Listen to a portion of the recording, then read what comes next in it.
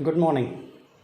I just wanted to kind of pick on the buzzword these days, that is vaccine, and talk about how Ayurveda looks at it, how general science looks at it, and I leave it to anybody who listens to this video to decide how different is Ayurveda from modern sciences, or how hypocritic is modern medicine to say that it's be and all, and the traditional medicine so called doesn't talk about it. When you talk of vaccines and vaccination, you are encountered with 3 or 4 basic concepts. One is a foreign body concept, the other is the impact of the foreign body concept, the third is the reaction to this foreign body concept, and the fourth is a long-term residual impact. When you come to the foreign body concept, what Ayurveda says is that anything that enters into the body which is not a part of the body is a foreign body, and what it causes is a change to the body's environment, which we call as Prakriti. What modern science says is whenever a foreign object enters into the body either accepts it or does not, but in either cases there is a reaction, sometimes in an adjustment to accept it, or otherwise a reaction to repulse it. Now what does this mean? This simply comes on to explain what Ayurveda says, that a foreign body, when it enters the body, it definitely brings about a reaction, a plausible change which the body has to try to imbibe. If not, then it tries to fight against it. Where is the difference? Just to say that we don't give it a numerical number does not have any significance to it. Change in environment concept, or the Prakriti concept of Ayurveda, is very much the same as modern science saying that the body's environment or body is chemistry changes and the body has to make a reaction to it. Okay, next point. That is the immediate impact of the foreign body. As discussed or as pointed out, it brings a change into the body. So what does this change cause? This change causes a metabolic upheaval within the body. Now, to what degree, you really cannot predict, and to what extent is something like the air that you breathe, the food that you eat, the water that you drink. Everything is a foreign body, and the body is continuously adjusting against it, trying to imbibe it. Those to which it has got acclimatized, it just does not react against it.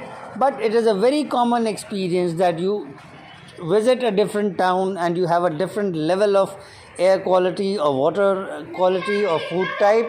You find those variations with your body's reactions. You may have a loose motion or a constipation.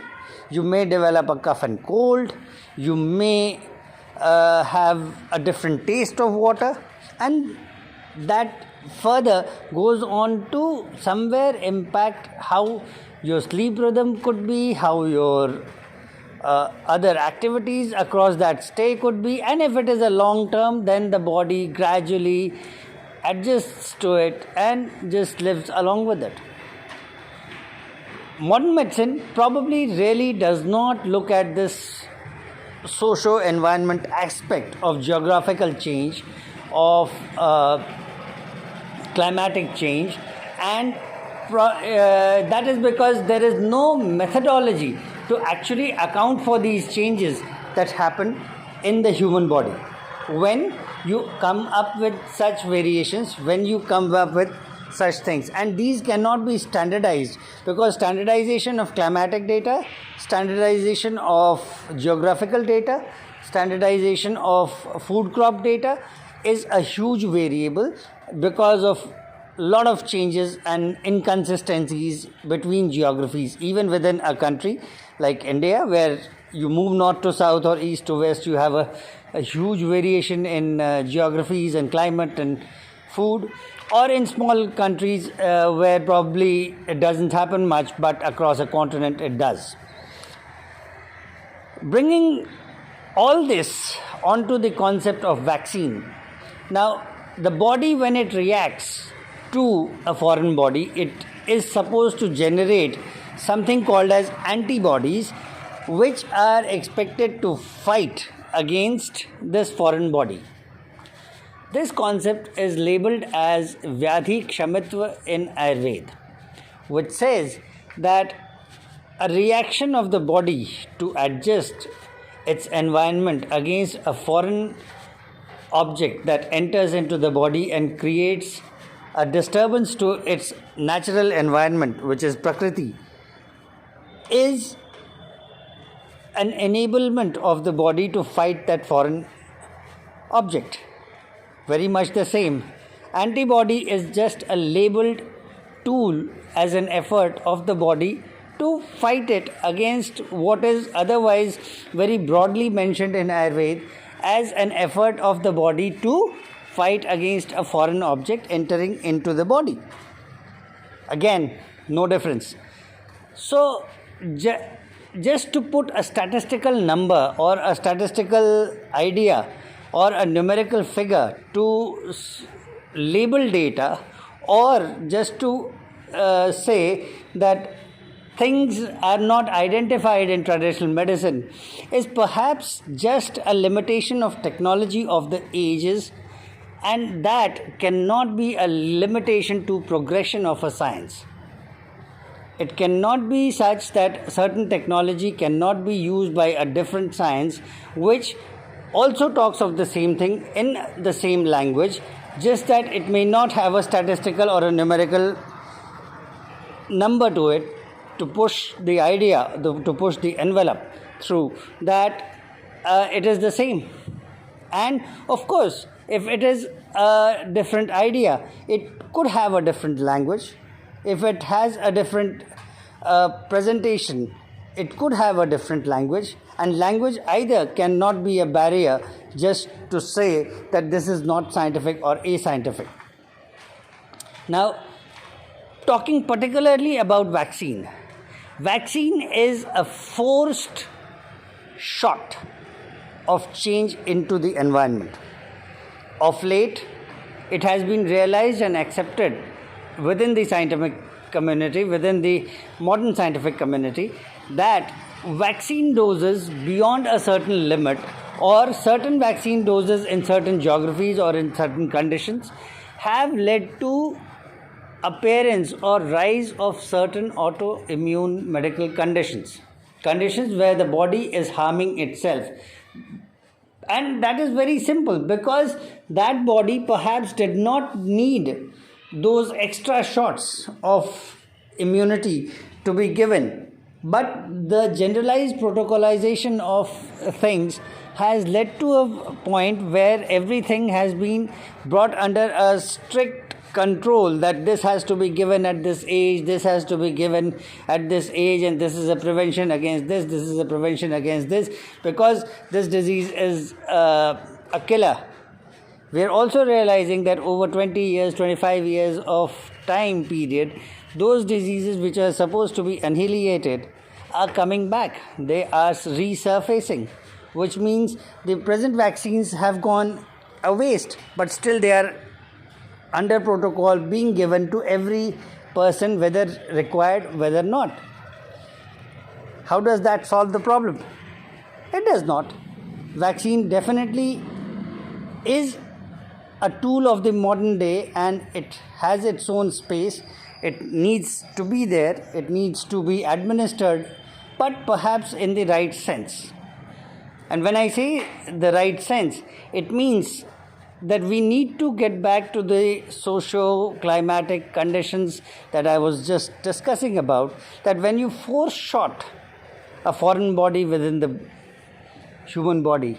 Now, if you are force-shotting an antibody or you're force-shotting a live attenuated virus, or if you are force-shotting something else that generates these antibodies within the body, ultimately you are creating a metabolic upheaval within the body by changing the body's chemical status, by changing the prakriti of the body, and the body has to adjust to it.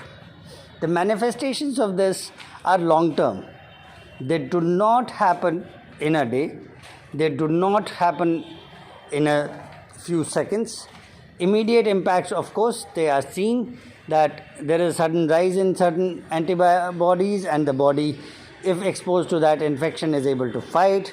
Over a long term, if the body can sustain those antibodies, is fine. Otherwise, the body has to generate those antibodies, and once the body generates those antibodies or keeps generating those antibodies, its immune functions remain perfectly fine to fight those infections.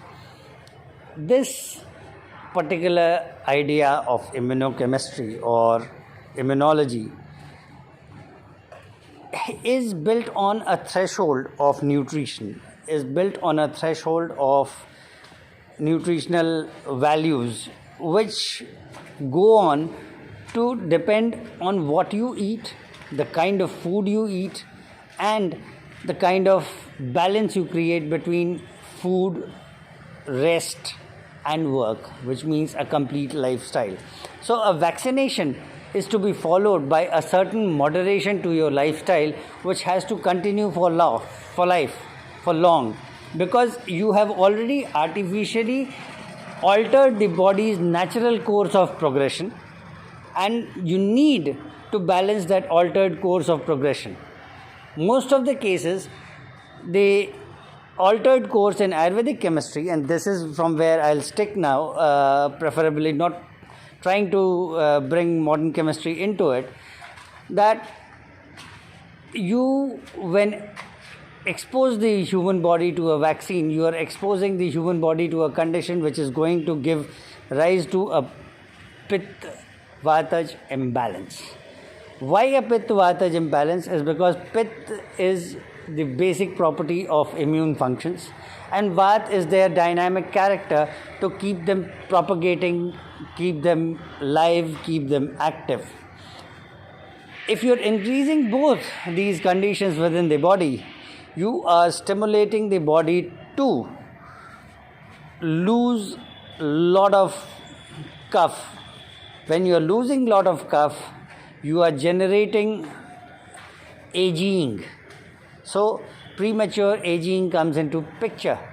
It gets balanced. You hardly noticed it as much, and it gets balanced by food. Generally, vaccines are given to children, and children are exposed to a high carbohydrate diet, which just balances out. But with the growing age, the carbohydrate content, particularly complex sugars and simple sugars, both find taking a different kind of a picture in our diet. They are not easily addressed by the body. They start becoming a part of the body as accumulations in terms of fat, show off as liver accumulated fat or muscular fat or flab on the body, because there is no appropriate balancing of the diet with respect to the physical work, the physical effort that the human body is making at. And these things are already impacting or changing the human body's environment an undue way.